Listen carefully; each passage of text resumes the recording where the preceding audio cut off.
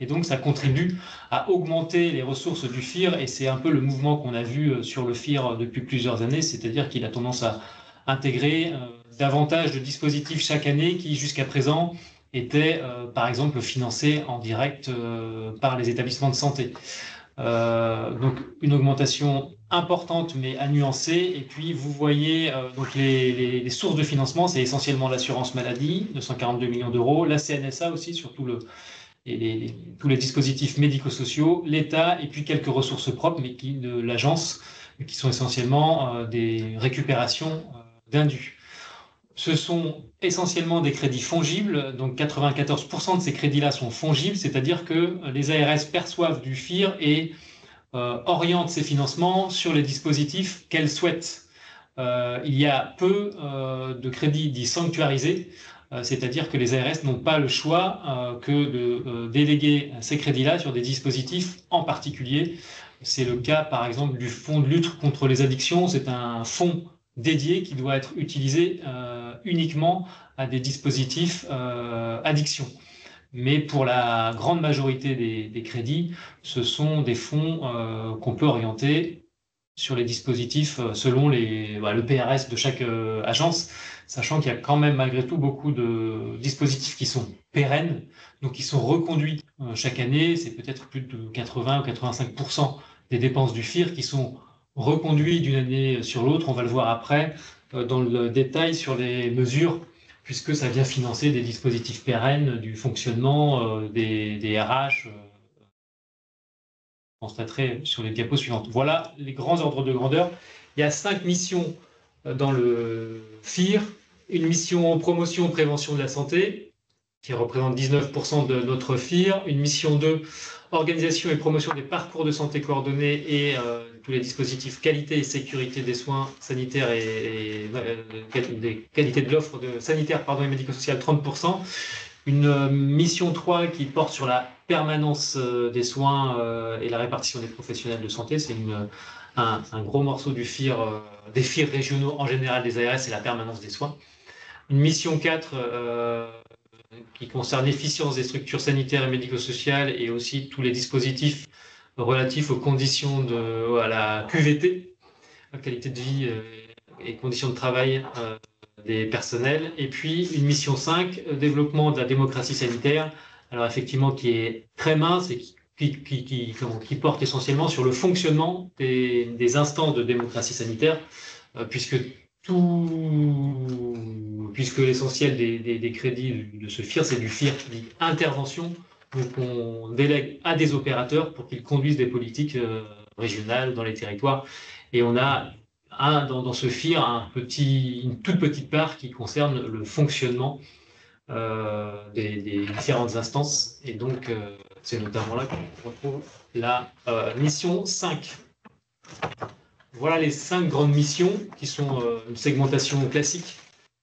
Et puis, alors là, il y a beaucoup d'informations sur cette diapo, mais c'était par thématique en colonne pour vous donner à voir ce que vient financer le FIR, des exemples concrets d'actions, de dispositifs qu'on finance avec le FIR, et puis aussi le poids qu'elle représente. Je vous parlais tout à l'heure de la permanence des soins. Donc, vous voyez, c'est la 3e colonne, offre de soins en établissement de santé.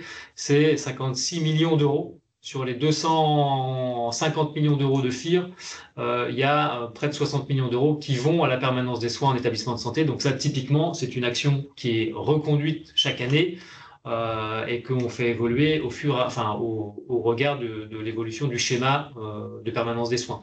Donc je ne vais pas détailler chacune de ces cases ou de ces cellules, mais donc vous voyez les différentes thématiques. Innovation en santé, c'est là qu'on retrouve les sujets SI, système d'information, avec le GCS e-santé qui nous accompagne. On a aussi la thématique CNR, Conseil nationaux de refondation, que peut-être vous connaissez bien dans les CTS, qui sont des projets portés par les territoires. Des financements autonomie. Donc là, vous avez vu que le FIR, il y a une contribution de la CNSA. Donc ça vient notamment financer des dispositifs sur l'autonomie, soins palliatifs, consultation mémoire, par exemple.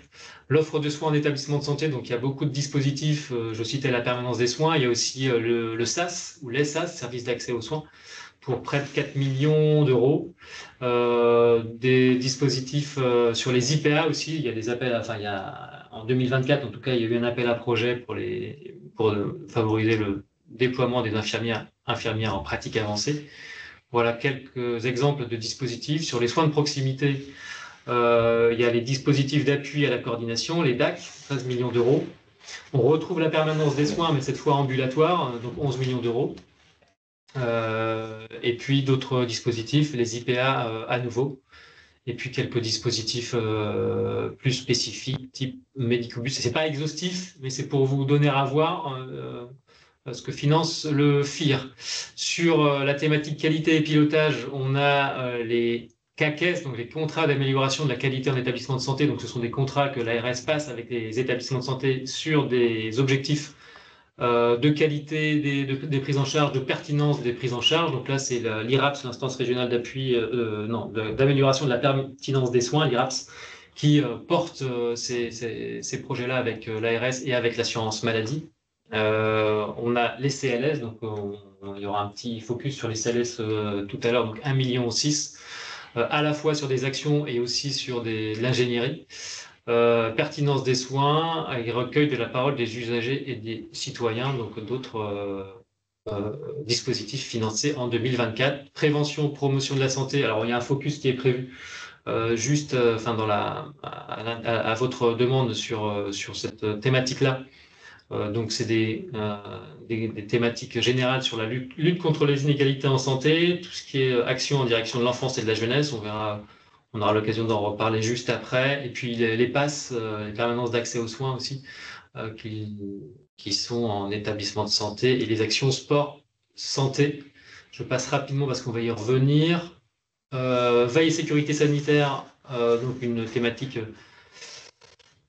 importante. Donc ça, c'est des dispositifs des centres ressources ou des centres d'appui régionaux. Donc là aussi, c'est aussi des centres qui sont pérennes par nature. Donc le CEPIAS, Centre d'appui pour la prévention des affections associées aux soins, la lutte contre la promotion ou la lutte contre pour la pertinence des prescriptions et notamment sur l'antibiothérapie, antibiorésistance. Santé, environnement, l'avant-dernière thématique, donc c'est toutes les actions qui sont intégrées au PRSE, donc au projet régional de santé en environnement. Et, il y a aussi, c'est ici qu'on retrouve aussi tout ce qui est lutte anti-vectorielle. J'en parlerai mal, mais ouais, moustiques, tigres, enfin toutes les actions de prévention qui sont faites avec les opérateurs régionaux pour prévenir ces vecteurs. Et puis un sujet performance, donc ça c'est les investissements immobiliers et puis des audits énergétiques. On reviendra dans le cadre de la présentation du Ségur investissement en santé, mais on consacre une part aussi non négligeable de FIR pour des projets. Alors c'est des projets d'investissement qui datent de 2007-2012, et donc c'est des financements qui étaient sur un autre vecteur de financement. Les financements étaient d'une autre nature, et puis le financement a basculé dans le FIR. C'est aussi ce qui explique, quand je vous disais que le FIR a augmenté fortement sur ces 5 dernières années, c'est aussi parce qu'il y a eu des changements d'enveloppe. Et là, typiquement, sur les enveloppes d'investissement, c'est des enveloppes qui sont désormais dans le FIR, et on accompagne des projets sur 20 ans d'investissement. Hôpital 2007, hôpital 2012. Voilà sur une diapo. C'est pas un résumé, mais c'est plutôt une illustration de ce qu'on fait, ce qu'on a fait en 24 sur le FIR et ce qu'on continuera à faire en 2025 avec ce fonds d'intervention régional. Voilà pour le FIR. Et ensuite, donc, il y avait une petite un focus sur alors PPS, la prévention promotion de la santé, donc le FIR, un bilan. Donc vous voyez que le budget pour la prévention, les actions de prévention promotion de la santé en 2024, c'est à peu près 45 millions d'euros. On a le FLCA, le Fonds de lutte contre les addictions. Ça, c'est typiquement une action FIR fléchée, sanctuarisée. Donc les ARS ne peuvent pas utiliser ce fonds. Donc en l'occurrence, là, on avait 3 millions d'euros. 3,5 millions d'euros en 2024. Vous voyez qu'en 2024, on a eu 1,5 million sur ce fonds-là, mais qu'on ajoute la trésorerie des années précédentes, 1,8 million, puisque ce qu'on ne consomme pas dans l'année, comme ce sont des crédits sanctuarisés et qu'on ne peut pas les consommer sur d'autres dispositifs, on les positionne en trésorerie en fin de chaque année pour pouvoir les réutiliser l'année suivante ou les années suivantes. Donc on avait 3 millions, près de 3,5 millions sur ce fonds de lutte contre les addictions et on aura consommé l'intégralité des crédits en 24. Voilà pour les montants globaux. La prévention promotion de la santé, ça se répartit entre des crédits FIR qui sont délégués à des opérateurs non hospitaliers et des opérateurs hospitaliers. Donc vous avez la répartition, enfin les montants dans le petit graphe.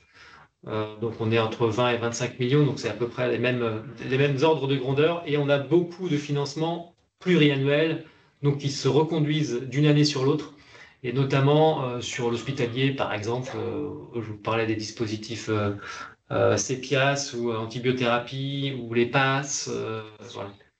Ce sont des dispositifs qui se reconduisent chaque année. Bon, après, juste, je me permets, comparons ce qui est comparable. Voilà, on est dans une logique de subvention, on va dire, sur des actions dans le cadre des projets de prévention, promotion de la santé. Là, en fait, les financements pluriannuels sur le sujet hospitalier, confèrent ce que vous a présenté Emmanuel Beuchet tout à l'heure, c'est quand même beaucoup la dépense des soins. Et donc, ça, c'est de la dépense incompressible. Donc, bon, je n'ai pas tout à fait... Voilà, je pense qu'il ne fallait pas du tout présenter cela. Enfin, en revanche, sur les projets de santé publique, bien sûr, on peut les reconduire, mais encore faut-il être sur une logique d'expérimentation, d'évaluer le caractère probant, on va dire, de cette démarche avant d'envisager de reconduction. Vous voyez bien, par contre, sur les sujets hospitaliers, on n'est pas trop sur la même logique ou sur la même approche. Donc vraiment, comparaison n'est pas raison.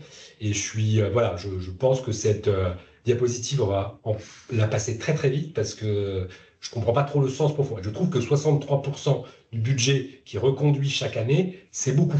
Et peut-être même sans doute de trop, sauf si on est en mesure effectivement de pouvoir déterminer le caractère probant des quelques 13 millions d'euros, effectivement, on va dire, de mesures qui sont reconduites chaque année. Merci.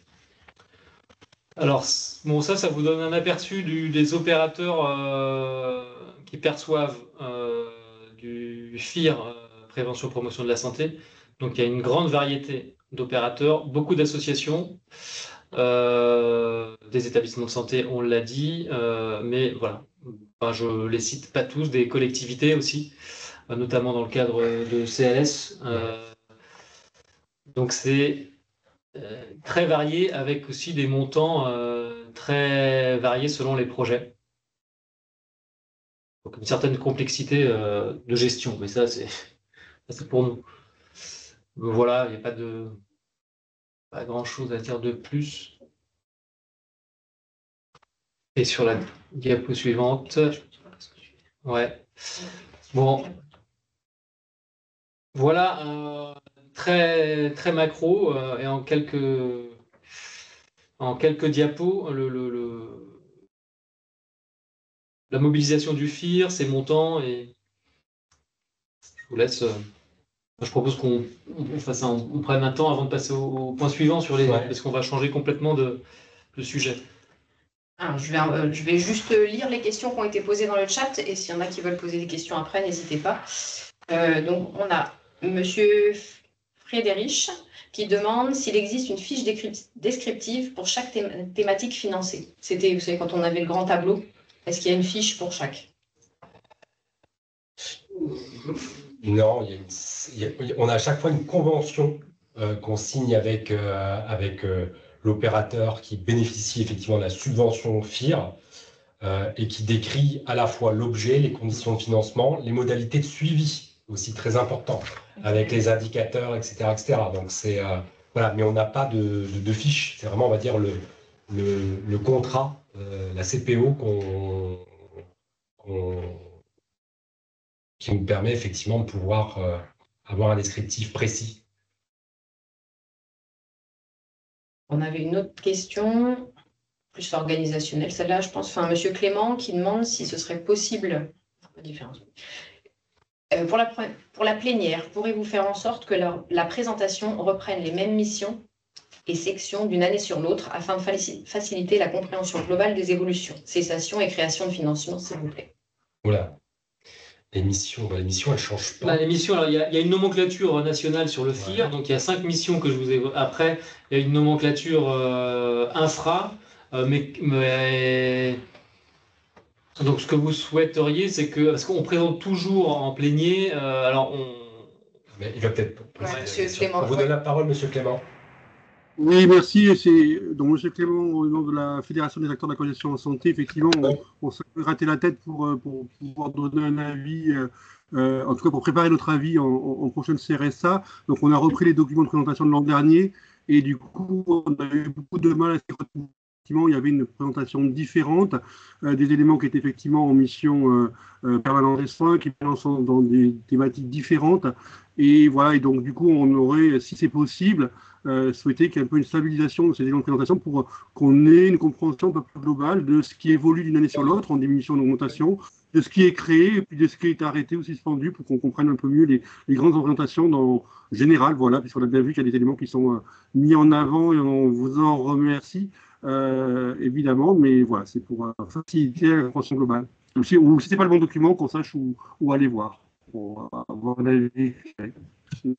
Alors, ce qu'on peut faire, c'est aller dans les sous-missions, parce qu'il y a les 5 missions, et puis il y a une nomenclature comptable, qui classe, et donc vous présentez à la granularité infra, parce que là, dans le tableau qu'on vous a présenté par thématique, c'est plus pour vous illustrer et pour vous donner à voir ce qu'il y a dans le FIR et toute la diversité des actions conduites, mais on peut s'essayer un exercice comptable. Il faut faire très très attention à un point, c'est qu'il y a des opérations de périmètre sur le FIR. Il y a parfois des crédits qui rentrent dans le FIR, il y en a parfois qui sortent du FIR. Donc faisons très très attention à cela. Enfin, vraiment, même nous-mêmes, on pourra vous signaler des opérations de périmètre qui peuvent intervenir, mais par exemple, on est en pleine réflexion sur un financement sur objectif de santé publique. Et là, effectivement, il pourrait y avoir une opération de périmètre qui prélèverait des crédits hospitaliers pour les mettre dans le FIR. Vous voyez, ça a déformé complètement, on va dire, l'analyse longitudinale que vous appelez de vos voeux, Monsieur Clément, parce que là, effectivement, là, c'est quelques millions d'euros, effectivement, on va dire, qui vont venir gonfler un peu artificiellement le FIR, puisque c'est pas vraiment des crédits nouveaux, c'est juste des crédits qui étaient positionnés sur une enveloppe et qui vont sur une autre enveloppe. Donc, et ça, tous les ans, il y en a des opérations de périmètre. Donc voilà, faisons très très attention à cela. Éventuellement, ce qu'on peut vous faire en longitudinal, et là c'est au niveau des missions, c'est de vous dire, par exemple, depuis 2021, depuis l'évolution effectivement des crédits qui ont pu être présentés par grande mission, prévention, efficience, etc., etc. Ça, on peut le faire. Mais avec ce que je vous disais, on a 38% de plus de FIR par rapport à il y a 5 ans, mais il y a pas mal d'opérations de périmètre. Ah oui. Donc il faut avoir ça à l'esprit. Merci pour votre réponse. Ouais. Et sinon, on a Monsieur Vino Préfontaine qui dit, avec la montée en puissance des CTS, serait-il possible d'avoir à l'avenir une vue des dépenses du FIR par territoire? Alors, par territoire, il y a des dispositifs régionaux, donc on serait bien embêté de les territorialiser. Après, pour rentrer un peu dans la cuisine interne, on change de système d'information dans la gestion du FIR. Enfin, c'est un outil qui est déployé sur l'ensemble des ARS. Jusqu'à présent, avec les outils qu'on a, c'est compliqué. Ce qu'indiquait Malika Houssine, c'est que pour chaque opérateur, il y a une convention qui flèche qui, pourquoi, pendant combien de temps et pour quel public, sur quel dispositif et pour quel territoire. Donc, de plus en plus, on est capable de territorialiser les crédits qu'on délègue, mais parfois, les collègues, c'est compliqué de territorialiser parce que ça va être à l'échelle d'une EPCI seulement et pas du département ou du territoire de santé. Donc, il faut qu'on... Mais on sera davantage en capacité de le faire, mais comment territorialiser l'ensemble du FIR, c'est impossible parce que... Il y a ça qui n'est pas possible, puis vraiment vous dire la liste de toutes les actions qu'on finance par territoire, parce que là, c'est monstrueux. C'est un tableau Excel à X, il y a plein d'actions, vous voyez bien, enfin, on est sur une épure à plusieurs centaines de millions d'euros. Voilà, il y a des actions qui sont voilà, d'un bloc, je sais pas, un projet d'investissement, des choses de ce genre. Ça, c'est une ligne qui est assez lourde, assez facile. Et puis parfois, bah, c'est un soutien, je ne sais pas, pour l'organisation d'un séminaire parce qu'il y a une société savante ou une organisation qui, en portée professionnelle de santé, on accompagne. C'est entre 1 000 et 6 000 euros. Enfin, vous voyez, donc ça fait vraiment, on va dire, et ça, c'est pas. Donc on pourra effectivement, je pense, sans doute à partir de l'année prochaine, peut-être, Emmanuel, vous proposer une territorialisation des crédits FIR, mais regroupés, on va dire, par des crédits qui ont la même nature et le même objet. La même nature et le même objet. C'est ça, un opérateur qu'on finance et qui conduit je sais pas, une action dans un territoire, avec nos systèmes, on ne peut pas réaffecter un appel à projet. Donc, il y aura des limites, mais l'outil enfin, en tout cas, on pourra ressortir par territoire les actions financées, mais ce ne sera pas l'intégralité. Monsieur Gilbert, une dernière question avant qu'on passe au Ségur de la santé. Bonjour, non, je voulais rebondir sur cette question de M. Vino-Préfontaine, parce que je suis président de CTS et j'en ai parlé avec mon directeur départemental aussi. Il est là pendant Olivier ou pas, sur le webinaire? Président de la CRSA? Non? Oui. Parce que effectivement, vous avez raison, M. Laoussine, si on veut faire un tableau Excel à 500 000 entrées, on peut. Par contre, on s'était dit avec le président de la CRSA que les grandes actions du PRS, les 9 thèmes et la centaine de fiches actions qui sont accès à la santé, etc., voilà, Ouais. et attractivité et autres, on pourrait les flécher par territoire. Si le CHU de Rennes ou le CHU de Brest a fait quelque chose, dans le territoire de Brest, ça serait assez facile à extraire les actions probantes qui sont en lien avec le PRS en gros, puisqu'on a une obligation CRSA et CTS de préparer le PRS et ensuite de regarder son suivi. Donc, je pense que le FIR, c'est tellement des sommes. Je vais vous dire franchement, je me suis fait agresser par un député lors d'une plénière CTS pour dire haut et fort que la CRSA, les CTS, ça servait à rien et que la RS non plus. Donc, je crois qu'il va falloir qu'on arrive à prouver donc, ça, de façon un peu pédagogique, et des actions et des sous, et de l'argent qui va derrière. Et je pense que le PRS, c'est le bon endroit pour dire, ben voilà, le PRS, il a telle et telle fiche action globale, enfin, grandes actions thématiques globales, et derrière, le FIR, sur les tant de millions du FIR, voilà ce qu'on a mis. Par exemple, sur tout ce qui est immobilier, moi, j'ai demandé il y a 1 an déjà d'avoir un rapport sur le Ségur santé immobilier dans mon CTS. Donc, on a eu un débat là-dessus, et c'était très, très apprécié. Parce que là, on a vu vraiment ce qui se passait sur le territoire. Donc voilà, c'était juste une suggestion, pas pour demain matin, mais pour assez vite. C'est comment essayer de faire une petite pédagogie, tableau pédagogique qui dit, ben voilà, le PRS, il a des actions, et derrière, voilà ce que le FIR, parce que c'est essentiellement le FIR qui finance tout ça, mais au bout. Voilà. C'est une suggestion. Oui. Et parfois, c'est un peu plus compliqué que ça. Par exemple, tout à l'heure, Emmanuel Blocher vous a parlé du service d'accès aux soins qui coûte à peu près 4 millions d'euros, on va dire, en vitesse de croisière sur le FIR. Mais il n'y a pas que le FIR qui finance le service d'accès aux soins. Il y a aussi, on va dire, grosso modo, tout ce qui relève de l'hôpital, de l'aide médicale urgente. C'est d'autres crédits. C'est des MIG et des HAC, des MIG d'ailleurs, Oui, je vous entends, mais n'empêche que l'ARS et les CTS et la CRSA ont un fonds important qui s'appelle le FIR, et voilà ce que le FIR a fait. Les autres, ok, mais qu'est-ce qu'a fait le FIR avec d'autres? Peut-être, mais qu'est-ce qu'a fait le FIR? Ce qu'on peut vous proposer, Monsieur le Président, c'est, vous voyez par exemple la structure qu'on a développée en diapositive 4 du PowerPoint. Corinne, si vous pouvez y aller, pour essayer de faire, alors on va remontrer, comme ça je vous montre vraiment très clairement, on pourrait à peu près faire ce tableau-là par territoire, d'accord? Étant entendu qu'il y a des dispositifs, comme le disait Emmanuel Blocher tout à l'heure, qui sont régionaux. Donc là, à part faire une quote-part mal taillée, ça n'aura pas beaucoup de sens. Mais vous voyez, par exemple, les opérateurs sur la veille et sécurité sanitaire que sont le CEPIAS, le Centre d'appui pour la prévention des affections associées aux soins, qui a une vocation régionale, ça, on ne pourra pas le territorialiser. Mais par contre, les investissements immobiliers, donc c'est 41 620 000 euros, ça, on peut le territorialiser. La permanence des soins en établissement de santé, ça, on peut le territorialiser. Tout à fait. La permanence des soins ambulatoires, ça, on peut le territorialiser. Donc, si ça vous va, ça, on pourrait le faire. Mais je pense que ça serait bien, ouais, parce que ça montrerait et à la population et à des députés que ça Ouais. bosse, que ça bosse. Bien vraiment. sûr. Merci pour votre question et votre proposition, monsieur le président. Merci, monsieur Gilbert. Quand on prend des baffes, on cherche à trouver des solutions. Eh ben, très bien. Il y avait d'autres questions? Donc, on va pouvoir continuer. Ouais.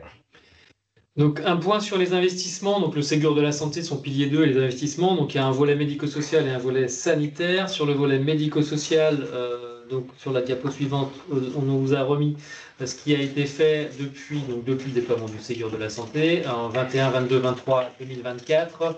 On est à un peu plus de 66 millions d'euros de crédits d'aide à l'investissement pour venir financer la réhabilitation, rénovation, modernisation, reconstruction d'EHPAD. Donc, on aura le détail sur ce qu'on a fait en 2024, mais ce que vous pouvez voir, c'est le nombre d'opérations financées. En 21, on était à 22 opérations, puis 8, puis 5, puis 3. Donc, on a moins d'opérations de nouvelles, mais on a de plus en plus d'aides complémentaires. C'est ce que vous voyez dans les bouts de ligne, donc des études et des aides complémentaires pour venir soutenir et conforter des opérations qu'on a lancées, par exemple, en 2021, et puis du fait de l'inflation, de l'impact des différentes crises sanitaires macroéconomiques, des opérateurs qui reviennent vers nous pour avoir des crédits complémentaires sur leurs opérations. Donc, on a désormais davantage de crédits qui vont vers des aides complémentaires que de crédits qui vont vers des nouvelles opérations. C'est le constat qu'on fait sur ces dernières années. On insiste aussi sur le cofinancement des conseils départementaux, puisque toutes les opérations et l'instruction de chaque opération d'investissement fait l'objet d'une instruction conjointe ARS-CD, et toutes les opérations sont cofinancées. On travaille bien avec les conseils départementaux de longue date, et après chaque conseil départemental a sa politique d'aide à l'investissement. Donc, soit ce sont des subventions d'aide à l'investissement directement à la place, soit ce sont des soutiens en exploitation. Et il y a aussi, alors c'est plutôt en Ille-et-Vilaine, mais de l'accompagnement à des projets de réhabilitation énergétique qu'ils ont en 2024 et avant, ils déployaient ce type de politique. Donc voilà, 66 millions d'euros au total pour, je crois qu'il y a les totaux, mais une cinquantaine d'opérations. Donc sur 2024, on a 3 projets qui ont fait l'objet d'un financement et 2 études, 2 EHPAD hospitaliers. Donc c'est des opérations à l'hôpital, le CH de Dinan, donc groupement Rance-Émeraude désormais, et puis le CH de Saint-Renan, avec des projets de restructuration extension, et puis un EHPAD associatif à Liffré, un projet de restructuration et d'extension avec des aides qui vont de 400, 590 000 euros et puis 1,7 million pour la dernière opération. On est sur des taux d'aide qui sont pas systématiquement les mêmes, comme vous pouvez le constater. On regarde systématiquement, en fait, on a un plan global on a un plan pluriannuel de financement et on regarde la situation à date de l'établissement, on regarde sa situation projetée. Et puis ARS et CD, on délègue et on calibre les aides de telle sorte que les établissements puissent équilibrer leur plan de financement.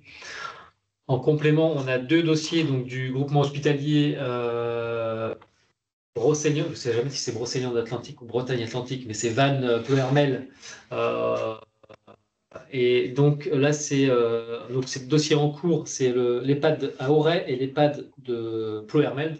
Donc on a des projets de reconstruction pour Auray et pour Ploërmel, et puis des dossiers, des études sur Paimpol et sur Plestin-les-Grèves, et puis 9 demandes d'aide complémentaires qu'on détaille ensuite. Voilà. Donc on a sécurisé des opérations anciennes à Rostrenin, à Châtel-Audrin, sur l'EHPAD hospitalier de Tréguier. On a une grosse opération qui est conduite par le CHRU de Brest, EHPAD du SLD, donc une aide complémentaire d'1 million d'euros. Et puis ensuite des EHPAD territoriaux dans le 35 et 3 opérations dans le Morbihan, avec à chaque fois une réflexion aussi sur le dimensionnement, et à l'occasion de ces opérations, c'est pas on reproduit pas le présent, mais c'est des réflexions sur des extensions capacitaires, du redéploiement de places, pour pouvoir aussi avoir une soutenabilité médico-économique. Ça fait aussi partie de la réflexion qu'on conduit avec les CD, et donc avoir des capacitaires de 80, 100 lits sur des territoires. C'est aussi ce qu'on regarde. On n'est pas revenu dessus, mais c'est les orientations générales du Ségur dans notre stratégie régionale. C'est où sont les besoins d'aujourd'hui et de demain, et où est-ce qu'il faut investir et moderniser, et où est-ce que les besoins, où est-ce qu'il y a le plus besoin de places complémentaires. Et donc ça, on travaille ça avec les délégations départementales de l'agence et les conseils départementaux. Et vous voyez les taux d'aide, on est autour de 20% en moyenne, plus ou moins selon la situation financière des EHPAD concernés. Voilà pour le Ségur investissement EHPAD. Sur la diapo suivante, ça c'est le récap, donc les 66 millions d'euros au total, et vous voyez qu'on a 57 opérations qui sont conduites dans le cadre de ce Ségur, donc c'est inédit et assez massif tout de même, puisque on a quadruplé l'enveloppe. Il faut avoir ça en tête, 20 millions d'euros, 15 millions d'euros par an d'aide à l'investissement. On était jusqu'à présent, avant le Ségur, autour de 5 millions d'euros. Donc on a pu aider davantage d'opérations, et avec des taux d'aide qui sont aussi plus importants. Voilà, sur les diapos suivantes, c'était alors ça c'est une parenthèse, mais ce sont des crédits européens, donc c'est une parenthèse mais qui est importante, puisque si les opérateurs que certains d'entre vous sont, voilà, c'est aussi pour ça qu'on revient vers vous et qu'on vous demande de certifier la bonne utilisation des crédits qu'on vous délègue. Il y a des audits conduits par l'Europe. Et on a des obligations de traçabilité de la demande, de publicité aussi. Il faut effectivement que les gestionnaires qui bénéficient de ces crédits-là communiquent donc via de l'affichage sur leur site internet, etc., sur la nature des crédits et les opérations qui sont conduites. Et puis après, il y a tout ce qui est double financement.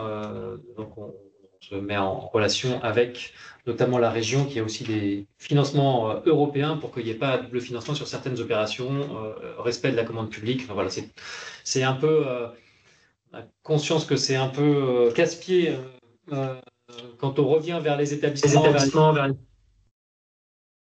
vers les équipes. Est-ce que ça change ta voix? Est-ce que c'est votre PC qui... C'est bien. Non, là, c'est bon, il n'y a plus d'écho, là? Non. Voilà, on peut passer cette diapo, mais on a ça sur tous les crédits européens. Et puis un petit focus sur les tiers-lieux. C'est pas une grosse enveloppe par rapport aux 66 millions d'euros que je viens de citer. On était en 2024 à un peu moins de 200 000 euros, mais c'est des projets pour autant très intéressants. Et on a beaucoup de candidatures.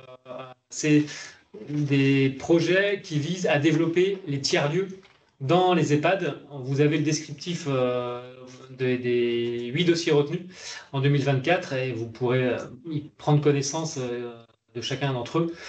Mais pour ouvrir l'EHPAD vers l'extérieur, pour qu'il y ait aussi la cité ou le quartier viennent dans l'EHPAD. On a eu une présentation au dernier comité régional d'investissement en santé de l'EHPAD de Plestin-les-Grèves. Ils prévoient, dans le cadre de leur projet d'investissement, un un espace, alors c'est pas un studio, mais c'est d'enregistrement, si, voilà, pour communiquer, avoir une radio en fait, et que les commerçants, que les associations puissent venir dans l'EHPAD, que l'EHPAD lui-même puisse communiquer sur ce qu'il fait, que les écoles, enfin l'école, je crois qu'il y a aussi des problèmes de ce type-là, communiquent sur ce qu'ils font, et puis donc voilà, donc un espace où ça a de vie. On a aussi eu l'EHPAD de Château-Giron qui nous avait fait une présentation sur l'outil en main. Là, ils font venir des enfants le mercredi après-midi. Il y a des bénévoles de l'association. Ils ont mis à disposition de l'association l'outil en main 2, 3 ou 4 pièces locales et donc il y a une pièce, je sais plus, pour la menuiserie, une autre pour faire de la soudure, enfin voilà, et pour que les jeunes ou les enfants en l'occurrence puissent apprendre de leur de cette association-là, des outils immersifs, les métiers manuels, et puis par les résidents de l'EHPAD. Exactement, et les résidents sont présents lors de ces ateliers-là, et donc c'était voilà, donc c'est vraiment ce qu'on... Et puis il y a plein d'autres exemples. Et c'est ça, en fait, autour de ce beau principe d'ouverture de l'EHPAD, d'inscription de l'EHPAD dans la ville et de pénétration de la ville dans l'EHPAD, il y a une hétérogénéité d'initiatives qui va à bar où on peut aller boire un verre jusqu'à 23h ou minuit, parce que c'est pas parce qu'on est une personne âgée qu'on doit forcément se coucher à 17h ou 17h le soir. Il y a cette radio, il y a comment on peut restituer la dignité de l'utilité des résidents en EHPAD par la transmission d'un savoir ou de savoir-faire vis-à-vis des jeunes générations. Il y a 1000 choses qui sont hyper intéressantes. Donc oui, certes, c'est pas des crédits, effectivement, on va dire, qui mobilisent beaucoup, mais ça fait tellement de bien dans les territoires, ça mène tellement de vie. C'est vraiment, on va dire, de très très belles initiatives, et on voit que vraiment ça prend parce qu'on a beaucoup de projets. Monsieur Gilbert? Monsieur le Président? Oui, comme je suis dans un CVS d'EHPAD, je me pose la question, c'est des appels à manifestation d'intérêt qui partent de l'ARS vers tous les EHPAD en disant on a des petits peu de fonds, donnez-nous vos projets, ou c'est les EHPAD qui naturellement viennent vous voir en disant j'ai un projet, est-ce que vous avez de l'argent? Voilà. Comment ça se la méthodologie? C'est un appel à candidature tous azimuts. Enfin, donc on s'est adressé à par mail, hein, à tous les EHPAD, et puis ensuite on sélectionne. Donc vous voyez, on avait 35 candidatures. On a aussi refait de la pédagogie pour que parce qu'il y avait parmi les candidats des déçus en fait qui ne comprennent. Voilà, donc expliquer ce qu'on attend dans le dossier pour que ils puissent représenter leur dossier l'année suivante. Pour que ça réponde bien aux attendus. Mais il n'y a pas de... C'est très large. On pourra, on pourra vous redire si vous avez, communiquer peut-être à l'occasion des CTS ou quand il y a le lancement de ces appels à candidature.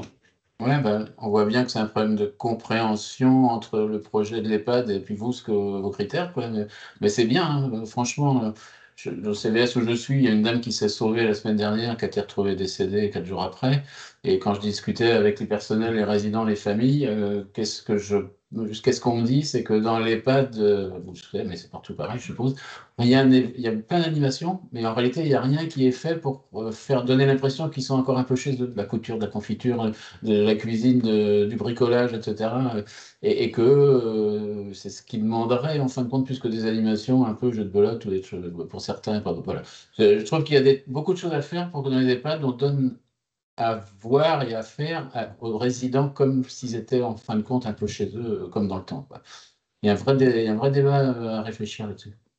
Tout à fait d'accord, on est tout à fait d'accord. Merci beaucoup, Monsieur le Président, pour votre témoignage. Donc voilà, on peut passer ces diapos-là, et puis voilà ce qui avait été fait les années précédentes. Voilà. Donc on vous invite peut-être en fonction des territoires et là où voilà, à aller voir ce qui se fait dans les EHPAD de vos territoires. Voilà pour le médico-social. On peut passer au volet, sauf s'il y a des questions sur... Excusez-moi, je vous pourrais vous dire, mais on peut donner la précédente diapo à tous les présidents de CTS, parce que comme vous dites, ça serait bien d'aller voir ce qui se passe sur leur territoire. Là, c'est facile, on a les vides. Donc, ça serait, et 2024 en plus, voilà. Ça pourrait être super sympa que ça soit mis en avant. Ouais. Avec plaisir, Monsieur le Président.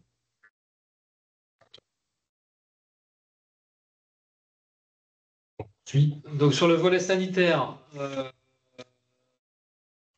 donc un point sur les investissements du quotidien. Donc vous voyez le petit macaron France Relance. Les investissements du quotidien, la diapo suivante, pour mémoire, c'est dans le cadre du Ségur et du pilier 2, il y a certes des investissements immobiliers massifs, entre guillemets, mais il y a aussi une aide aux investissements dits du quotidien. Donc c'est de l'équipement, c'est des installations techniques, c'est des travaux, des rénovations légères, de l'achat de lits, brancards, chariots. Vous voyez sur la droite ce qui est fait. Et au total, donc c'est 58 millions d'euros qui ont été, qui sont notifiés aux établissements sur 21, 22, 23. La particularité de ces crédits-là, c'est que les établissements avancent les fonds, c'est-à-dire achètent, puis se font rembourser par la Caisse des dépôts et des consignations. Donc nous, on notifie à chaque établissement son enveloppe, et puis il y a un droit de tirage des établissements, mais encore faut-il que les établissements utilisent et mobilisent ce droit de tirage-là. On constate, et c'est aussi ce qu'on indique en comité régional d'investissement en santé, et puis systématiquement aussi aux fédérations pour qu'elles relancent leurs adhérents, pour que les établissements consomment bien ces enveloppes.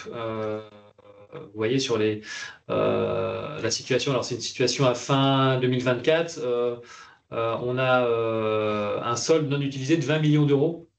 Alors c'était fin 2024, encore donc 20 millions d'euros qui sont disponibles pour les établissements pour acheter, acquérir du petit équipement, faire des petits travaux.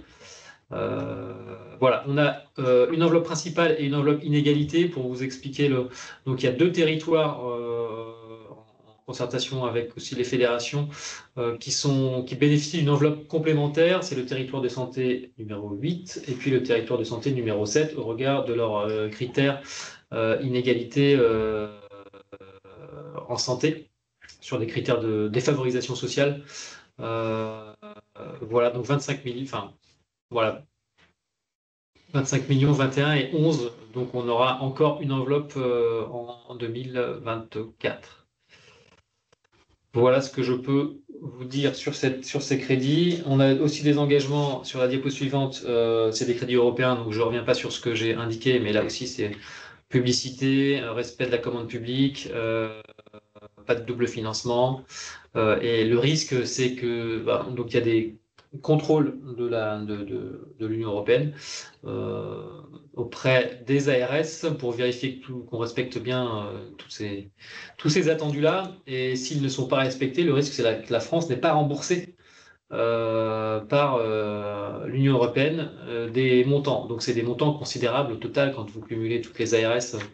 Donc on n'a pas vraiment le droit à l'erreur et donc on est aussi tatillon avec les établissements bénéficiaires de ces crédits. Sur les diètes, donc là on est sur le Ségur cette fois-ci sanitaire, donc les projets dits structurants, donc les projets immobiliers, donc c'est un point, on fait un point, on a un comité régional d'investissement en santé qu'on réunit 2 fois par an pour suivre l'état d'avancement des projets. Donc là, ce sont les projets en cours d'instruction.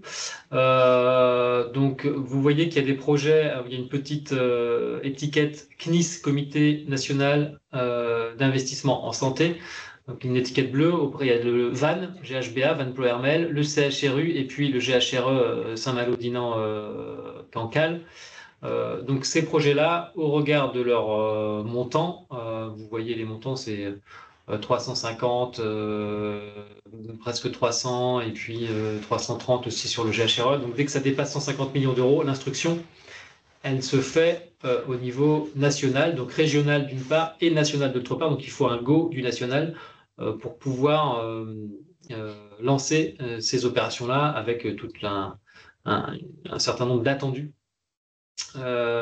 Et puis on a aussi fait appel au CSIS, donc ça c'est la petite étiquette verte que vous voyez, le Conseil scientifique d'investissement en santé, donc pour certaines opérations, en l'occurrence Redon et Guingamp, pour avoir un appui sur notamment le volet IMO, comment présenter un projet adapté, supportable, soutenable plutôt, et puis aussi qui réponde à un certain nombre de critères, notamment ZAN, développement durable, enfin transition écologique.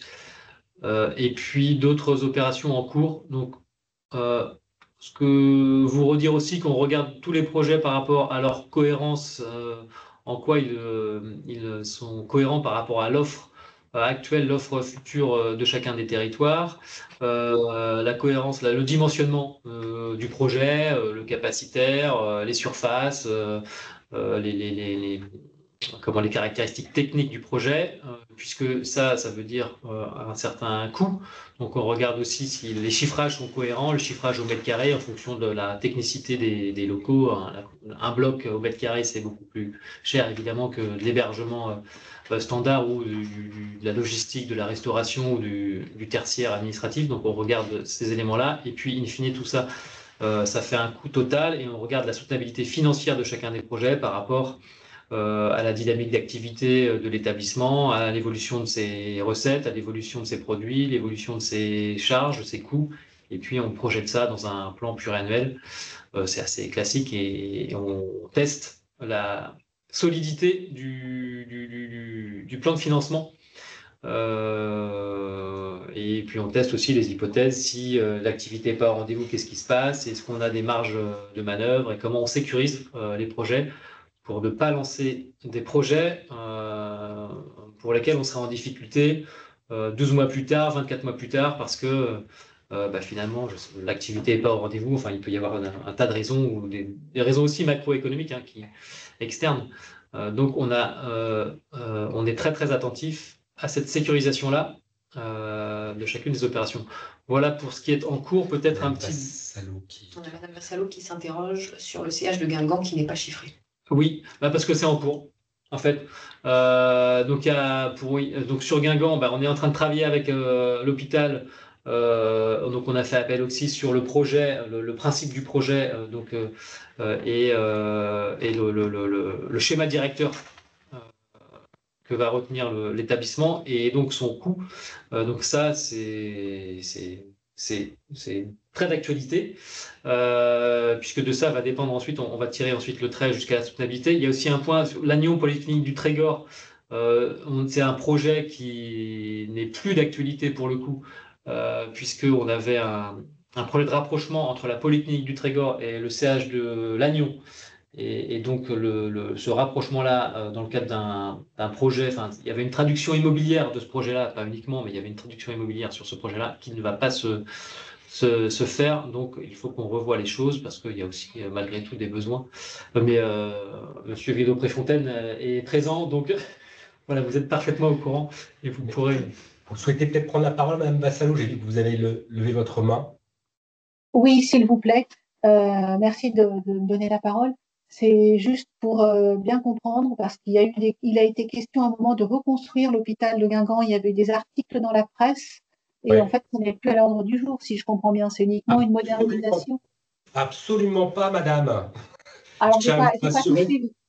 Nous allons rénover, nous allons organiser une opération de rénovation lourde de l'hôpital de Guingamp. Et ça, c'est très clair et c'est net et c'est bien notre intention. C'est une rénovation ou il n'y a plus de projet de reconstruction? Ailleurs, en fait, ce qui s'est passé, c'est qu'il y a eu une prise d'initiative de la communauté d'agglomération de Guingamp, Guingamp-Paimpol agglomération, pour rechercher des terrains ailleurs. Il se trouve que chercher des terrains ailleurs, c'est vraiment pas, on va dire, ce que nous invitent les pouvoirs publics, et notamment des services de l'État qui ne sont pas ceux de l'agence, au regard, effectivement, on va dire, du coût écologique associé. Et donc, et puis, il y a un fort souhait de la commune où l'hôpital de Guingamp se situe. Et l'hôpital de Guingamp, comme vous le savez, ne se situe pas à Guingamp même, mais à Pabu. Et juste de ça, voilà, une forte volonté, effectivement, du président de conseil de surveillance à maintenir les activités hospitalières sur sa commune. Donc, on en a tenu compte, on a discuté, effectivement, on va dire, avec les élus. Il y a eu cette incompréhension-là, d'ailleurs, qui a causé, si j'ai bien compris, des débats un peu houleux au sein de la communauté d'agglomération. Mais nous, on n'a jamais dit qu'on allait organiser une reconstruction de l'hôpital ailleurs. Non, mais c'est parce qu'il y a eu, bon, c'est toujours pareil, il y a des articles de presse qui ne sont pas forcément bien retranscrits, il y a du débat polémique, et comme il y a eu plusieurs articles successifs qui disaient certaines choses puis le contraire, je m'interrogeais par rapport à ce tableau. Donc, on reste sur une rénovation importante sur le site actuel de l'hôpital. Plus qu'importante, lourde, ça sera des dizaines de millions d'euros. Hein. Je ne veux pas non plus déjouer le secret, parce qu'on a des dizaines de millions d'euros sur l'hôpital et aussi sur l'EHPAD des Hortensias, madame. Bien. J'ai mes infos, je vous remercie. Je vous en prie, madame. Monsieur Clément Venet, qui a levé la main aussi. On vous écoute, monsieur.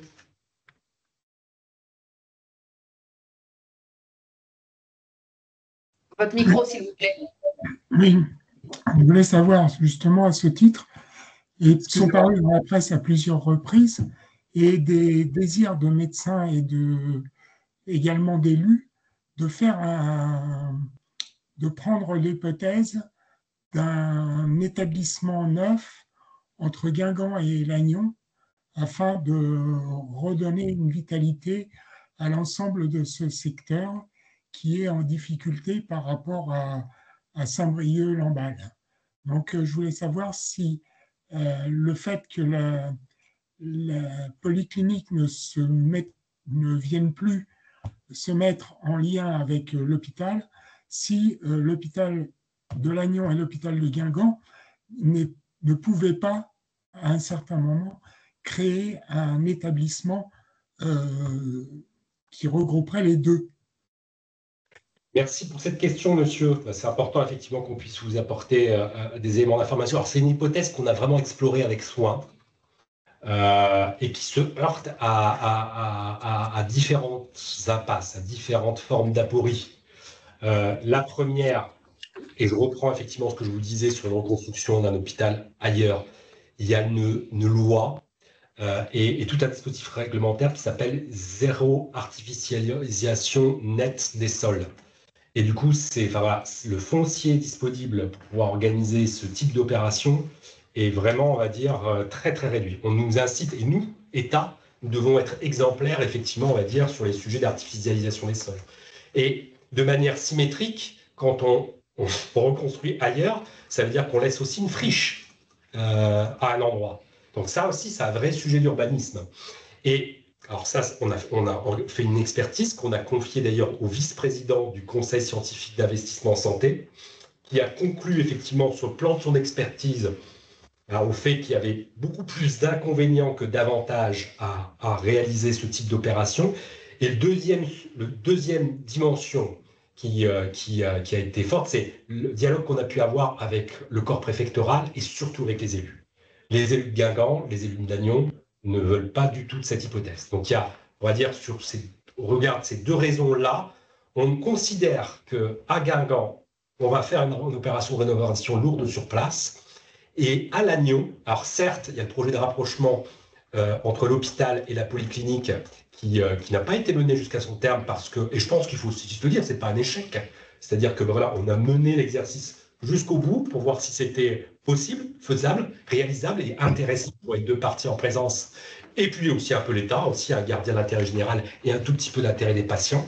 On a vu là aussi, on va dire qu'en conclusion, le bilan était plutôt défavorable, mais ce qui ne nous empêche pas, effectivement, on va dire, d'organiser une opération d'investissement pour l'hôpital de Lannion qui en a aussi besoin.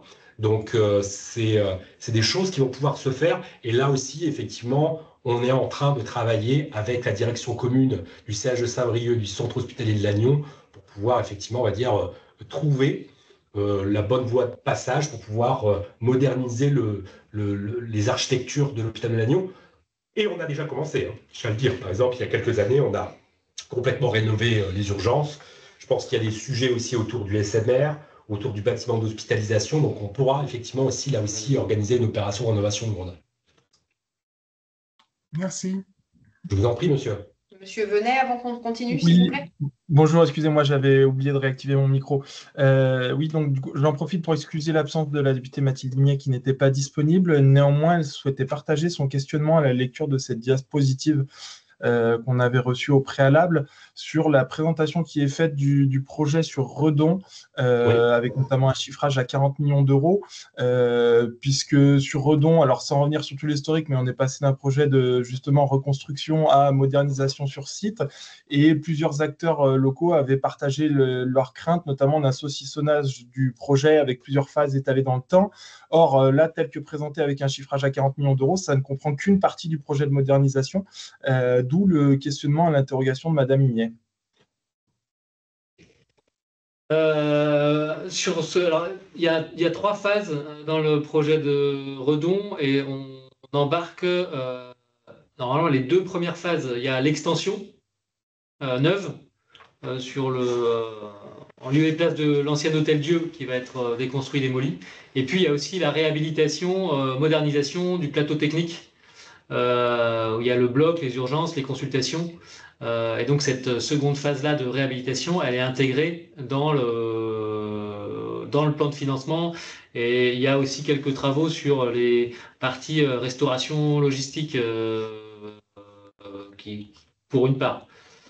Donc, alors, est-ce que les 40 millions 00, je ne vous garantis pas que c'est 40 millions 00 parce que il y a eu des échanges fin d'année. Ça, c'est la point à date de novembre 2024. Et il y a eu des échanges toute fin d'année. Et puis, il y a eu un conseil de surveillance en janvier qui est venu préciser les choses.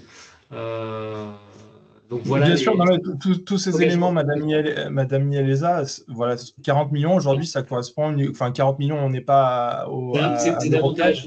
Ça correspond qu'à 2 phases sur 3, et donc du coup, la présentation interroge, puisque une des craintes, c'est de dire que cette 3e phase, du coup, elle est mise. Vous avez raison, monsieur. On rectifiera le support de présentation. De mémoire, on est autour d'une opération à 70 millions d'euros, avec effectivement un engagement de l'État qui, voilà, en tout cas, on a annoncé un engagement de rehausser à hauteur de 10 millions supplémentaires, si mes souvenirs sont justes.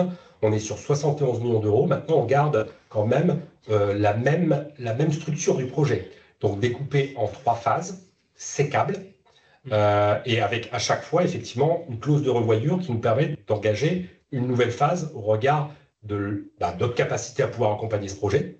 Et ça, par contre, nous, on s'engage à minima à hauteur de 25,2 millions d'euros. Et aussi de la capacité d'établissement aussi à pouvoir contribuer au financement de ce projet. C'est déjà un taux quand même, vous pouvez regarder par rapport aux autres montants, hein, c'est déjà un taux un peu singulier. On est à plus de 50% là, de financement sur le crédit d'État. Et un petit point que vous avez peut-être vu, une circulaire du Premier ministre, qui est assez rare, adressée au DG d'ARS, ce qui est encore plus singulier, et qui nous invite effectivement à regarder attentivement les conditions de soutenabilité budgétaire et financière d'un établissement de santé avant de valider complètement, on va dire, un projet d'investissement et de trouver les voies et moyens pour pouvoir sécuriser ce projet.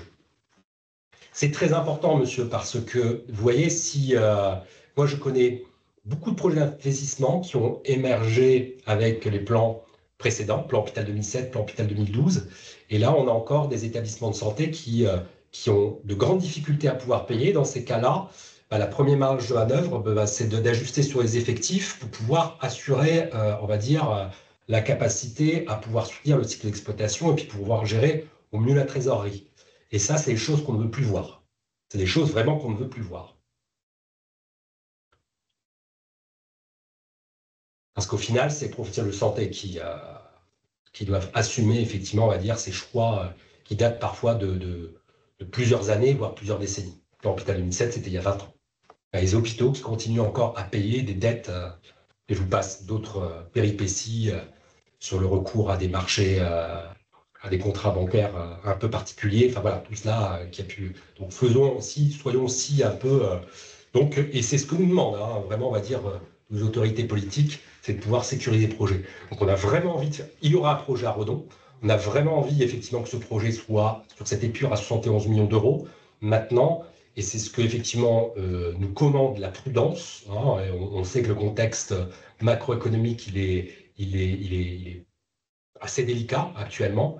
Donc, on nous demande effectivement, on va dire, de gérer notre politique d'investissement et la stratégie d'investissement des établissements de santé avec la plus grande prudence.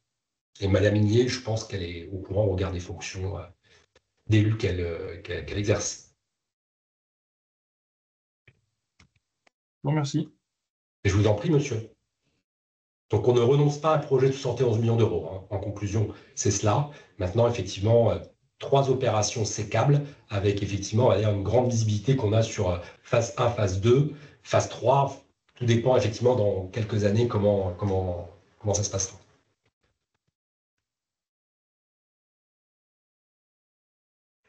Une synthèse de web. Donc ça, c'était les projets. Vous avez vu les projets en cours d'instruction. C'est pas complètement vrai pour Redon, puisque du coup, en janvier, il y a eu le conseil de surveillance et du coup, on avance. Les projets, comment on les regarde et comment la maturité de chacun des projets. Donc il y a des projets en cours de montage.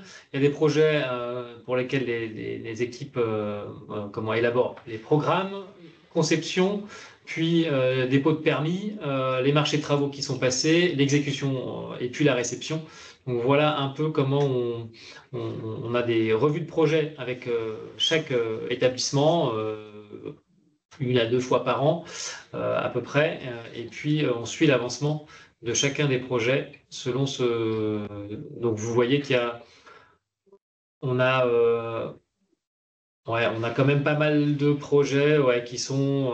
On n'est pas encore au dépôt du permis. Voilà, 8 plus 4 plus 5. Donc voilà, il faut qu'on avance et puis que dès lors qu'il y a le go, enfin voilà, qu'il n'y ait pas de retard aussi dans les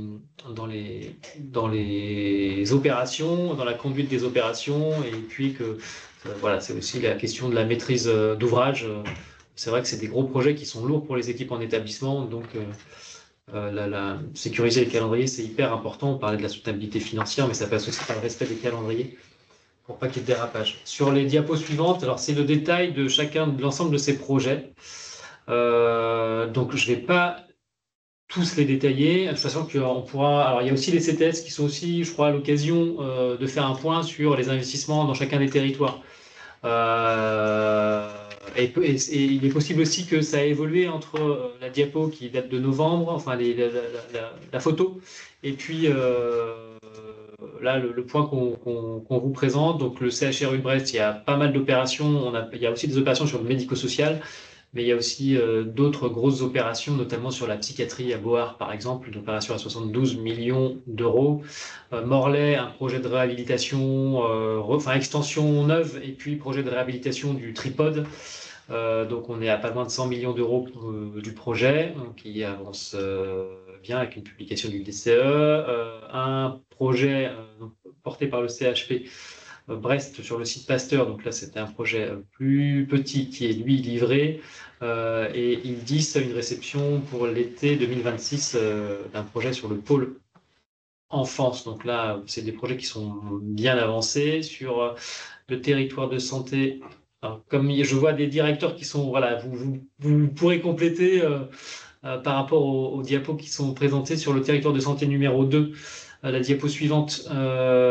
Donc on a un projet à Douarnenez. Madame Jouvet, vous pourrez compléter le PSM Finistère Sud qui porte aussi un projet, Hôtel du Pont-l'Abbé, et le Chil de Quimper. Ça, c'est un projet qu'on a validé assez récemment, notamment sur le site de Quimper, puisqu'il y a une opération sur Concarneau, une opération sur Quimper.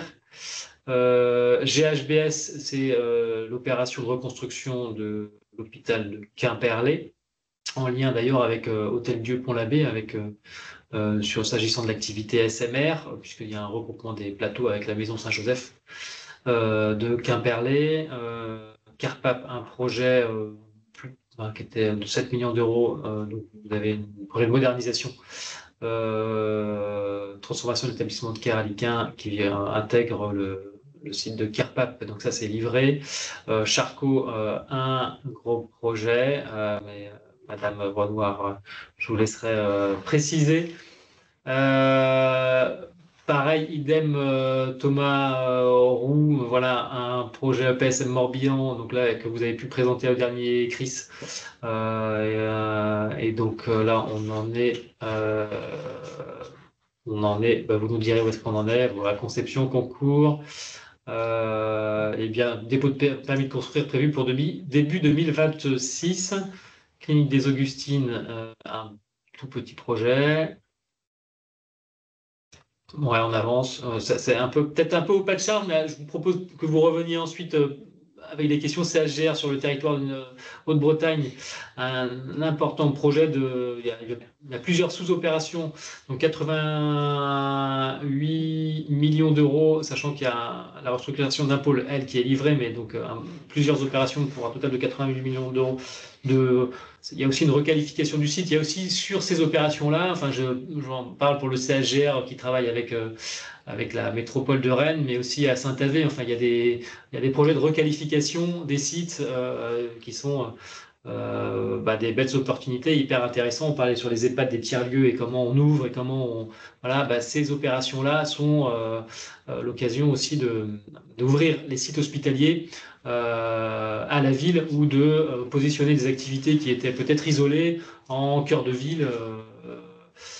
Je pense, sur Madame Renoir, vous pourrez nous parler de certaines opérations sur l'AMBU, le centre Eugène Marquis, Monsieur le Baron, j'ai vu que vous étiez connecté. Voilà, il y a un site, donc l'Institut régional de Cancéro, donc là en lien avec le CHU, Vitré qui porte un projet d'extension rénovation. L'UGCAM, j'ai vu que Monsieur Devan était connecté, reconfiguration de site, donc on a un échange bientôt au stade de l'esquisse, je crois.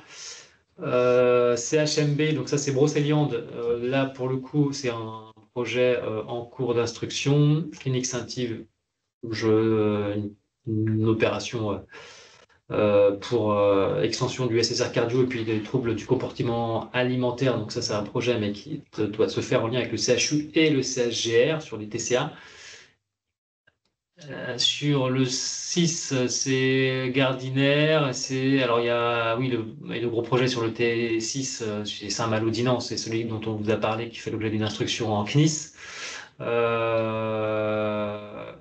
on a quelques opérations, et sur le territoire 7, il y a l'opération, on en a parlé aussi, c'est Saint-Brieuc.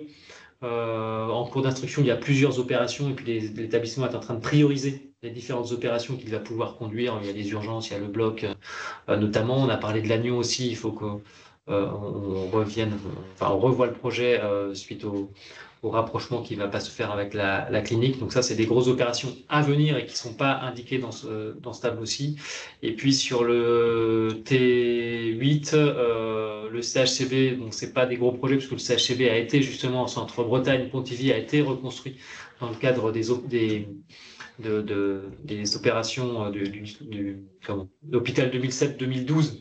Donc il y a moins de besoins sur ce territoire et c'est plutôt le projet porté par Rostrelin, l'AHV, sur la création d'un pôle de santé de proximité par l'AHV, qui avance aussi très bien, avec aussi une dimension développement durable, comme sur tous, en tout cas la plupart des projets que vous conduisez. Voilà en quelques minutes un panorama des interventions, enfin des opérations, et je vous laisse la parole pour les questions.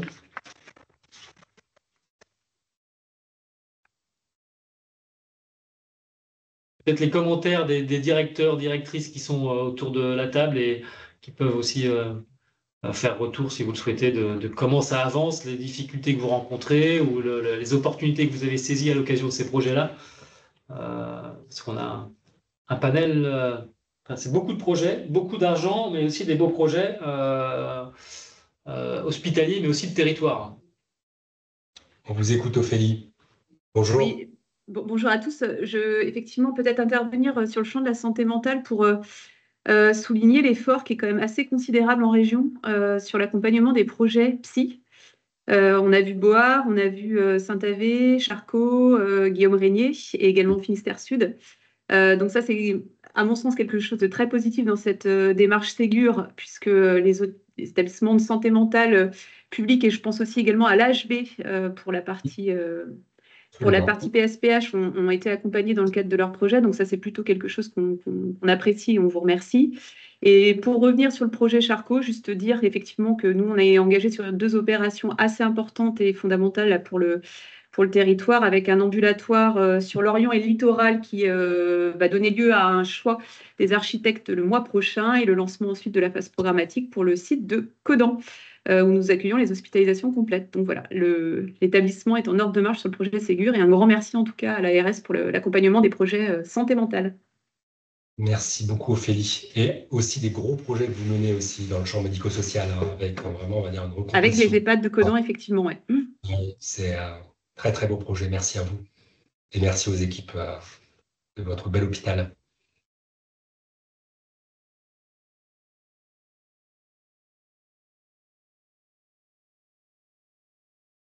Madame Le Bourlet. Oui, bonjour. J'interviens, alors je suis entre deux activités, mais je tenais à saluer aussi la même chose, les efforts qui sont réalisés au niveau de l'ARS pour soutenir notre projet d'hôpital territorial sur le GH France Émeraude. Et donc ce suivi, alors moi je suis impliquée directement en tant que praticien hospitalier, en tant que médecin référent, enfin pharmacien référent sur ce projet-là. Donc, on croise les doigts, on suit de près, on voit bien que vous suivez ce projet de très, très près. Et c'est une grande chance pour nous de pouvoir avancer, même si on espérait toujours pouvoir franchir les étapes un peu plus rapidement, mais la conjoncture fait que on comprend bien qu'on ne peut pas avancer aussi vite qu'on le souhaiterait, mais avec patience, et on croise les doigts pour pouvoir arriver jusqu'au bout. On vous remercie de votre accompagnement. Merci, docteur. Merci beaucoup.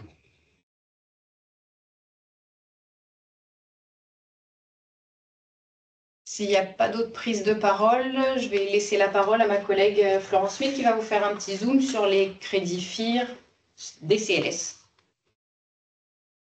Donc, bonjour à tous. Juste un petit rappel, parce que je ne suis pas sûre que tout le monde sache ce que c'est qu'un CLS. Donc, un CLS, c'est un outil contractuel qui est passé entre un ou plusieurs EPCI, l'ARS et ses partenaires institutionnels, donc les préfectures, le conseil régional, le conseil départemental et les organismes de la sécurité sociale. Et l'objectif des contrats locaux de santé, c'est de mobiliser les acteurs locaux et de les mobiliser et de s'engager dans un plan d'action pour répondre aux enjeux de santé du territoire, de coordonner les politiques publiques, de réduire les inégalités de santé et d'améliorer l'accès aux soins. Et enfin, ces outils, ces CLS ont pour objectif de favoriser la participation citoyenne. Et donc, pour finir cette petite présentation des contrats locaux de santé, donc en Bretagne, nous avons 21 contrats locaux de santé qui sont signés. Nous avons 3 démarches en cours et on a 91% de la population bretonne qui est couverte par un CLS. Voilà. Donc, la réussite d'un contrat local de santé repose sur son animation, son suivi et la mise en œuvre des actions. Et pour cela, on met en place une ingénierie territoriale en santé dans chaque CLS. Donc, je passe très vite sur les missions de l'ingénierie territoriale en santé. Vous dire que l'évolution de l'enveloppe FIR consacrée au financement de l'ingénierie territoriale en santé ne cesse d'augmenter depuis 2020. Donc, ça s'explique par le déploiement des CLS.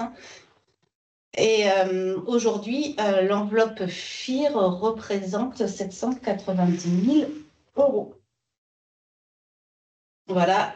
Et on est aux alentours de 29 ETP pour mettre en place cette mission. Voilà. La réussite d'un CLS repose aussi sur la mise en œuvre des actions. Donc, on va passer à la diapo suivante. Donc, pour accompagner la mise en œuvre des actions, l'ARS apporte un apport financier Donc, tout dépend il faut que l'action soit inscrite au plan d'action du CLS, qu'il y ait un cofinancement de la collectivité et aussi que la demande de financement relève bien de la compétence de l'ARS. Et donc, en 2024, nous avons financé 89 actions pour un montant de 324 000 €. Et au BI 2025, nous avons reconduit cette enveloppe. Donc, vous avez la répartition des financements par département. Et puis, vous avez également la répartition par thématique qui sont portées dans les cadres des contrats locaux de santé. Voilà, donc on est essentiellement sur des actions de prévention, promotion de la santé, puisqu'on a 45% des actions financées qui relèvent de ce champ et 20% qui relèvent de la participation citoyenne.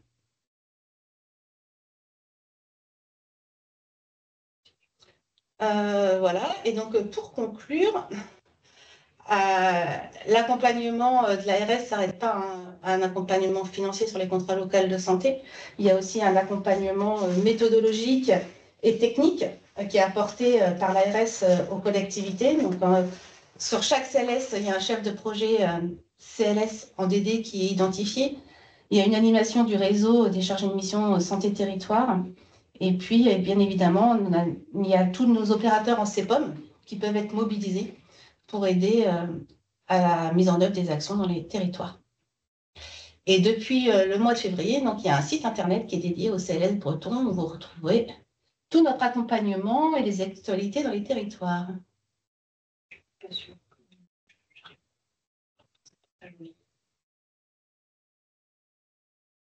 Est-ce qu'à l'écran, vous voyez? Non. Alors, je vais changer de portail. Je voulais juste vous partager la page d'accueil du site internet. De toute façon, le diaporama que ma collègue vient de vous présenter vous sera également envoyé avec le précédent, en même temps que le lien de revisionnage du webinaire. Donc, vous aurez tous les éléments vers vous sous peu.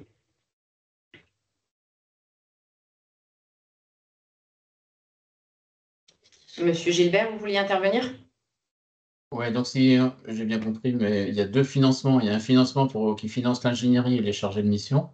Et il y a un deuxième financement qui finance les plans d'action que propose chaque CLS. Ils ont une 25 plans d'action, en gros, en fonction de leur dynamisme, je dirais. Donc, on a bien deux enveloppes différentes. Et si j'ai vu Christelle Le Bourlet, mais s'il y a d'autres présidents de CTS présents, normalement, les CTS doivent avoir une sorte de petite synthèse de toutes les actions de leur CLS sur leur territoire. Et ce n'est pas encore tout à fait bien mis en ligne, en place partout. Donc, c'est quelque chose sur lequel il faut qu'on travaille avec nos DD d'ARS pour y voir un peu plus clair sur les projets redondants ou pas redondants et vraiment les excellentes initiatives qui viennent du terrain, parce que c'est là que ça se passe pour améliorer la santé des Bretons. Ça se passe aussi beaucoup au niveau des CLS et des CPTS.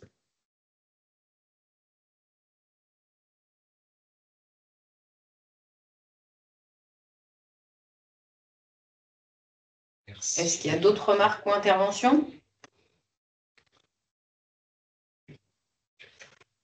D'un coup, les présentations sont terminées. On va pouvoir se dire au revoir et arrêter là l'enregistrement. Vous recevrez donc le lien et les diaporamas présentés d'ici peu.